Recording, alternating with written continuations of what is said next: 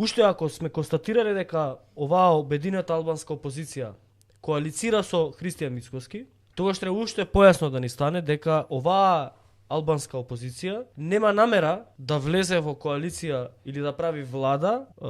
со партија која што не би прифатила измени на уставот со цел внесување на бугарите. Ако коалициониот партнер на Мицкоски вели дека тие нема да направат влада со никој кој што нема да ги прифати да ја прифати измената на уставот, тогаш е јасно дека Мицкоски има намера да го промени уставот и да ги стави бугарите во устав, ако евентуално добие власт. Пострашно е тоа што тој ветувал, давал USB-ња со план, давал печатени форми на средби со амбасадори, разработен план за тоа како би изгледала поддршката во собранието на ВМРО-ДПМН за со цел промена на уставот, како ВМРО-ДПМН и Христијан Мицкоски би требале од тоа да излезат неоштетени, условно кажам.